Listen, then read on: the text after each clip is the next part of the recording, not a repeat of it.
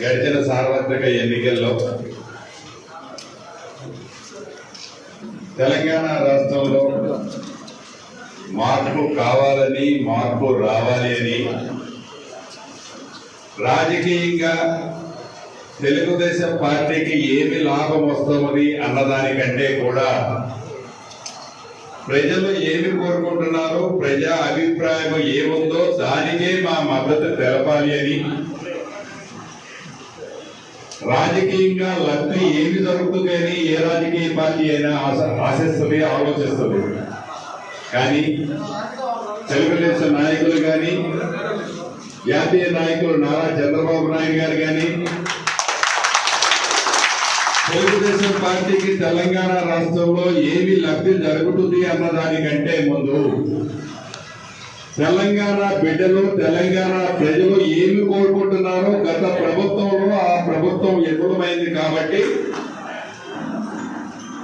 ప్రజలు కోరుకునే ప్రభుత్వానికి మనస్ఫూర్తిగా 119 నియోజకవర్గాల్లో తెలుగు తమ్ముళ్ళు, తెలుగుదేశం నాయకులు పూర్తి మద్దతుని తెలియజేశారు. కాబట్టి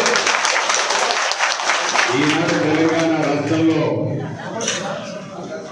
తెలంగాణ ప్రజలు ఏ మార్పు కావాలని కోరుకున్నారో అది నెరవేరింది అనేది చెప్పక తప్పదు. గడిచిన ఎన్నికల్లో ఉమ్మడి ఖమ్మం జిల్లాలోని 10 నియోజకవర్గాల్లో, ఉమ్మడి ఖమ్మం జిల్లానే కాదు యావత్ తెలంగాణ రాష్ట్రంలోని పాత 10 జిల్లాలలో అన్ని ప్రాంతాలలో ఎక్కడైనా కాంగ్రెస్ పార్టీ నాయకులు ఆదమర్చి నిద్రపోయారేమో కానీ తెలుగు తమ్ముళ్ళు మటుకు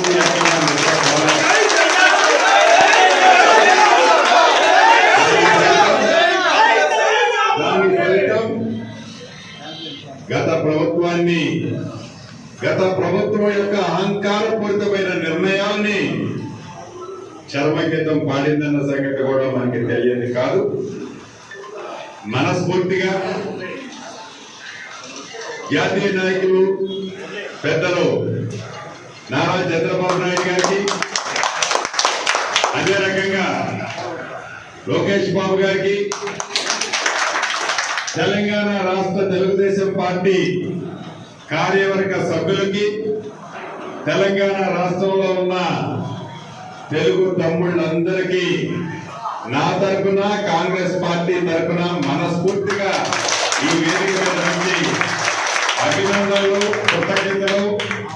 వారు చేసిన సహకారాన్ని కాంగ్రెస్ పార్టీ ఎప్పటికీ మర్చిపోదు అని ఈ వేదిక మీద నుంచి తెలియజేస్తూ, భవిష్యత్ రాజకీయాల్లో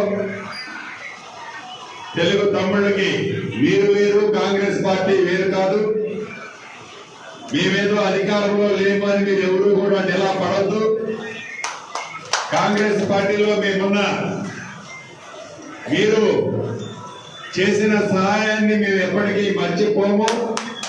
భవిష్యత్ రాజకీయాల్లో, భవిష్యత్తు రాబోయే నడవడికలో మనందరం కలిసి ప్రయాణం చేద్దాము తెలంగాణ రాష్ట్రంలోని మనస్ఫూర్తిగా మీ అందరికీ తెలియజేసుకుంటూ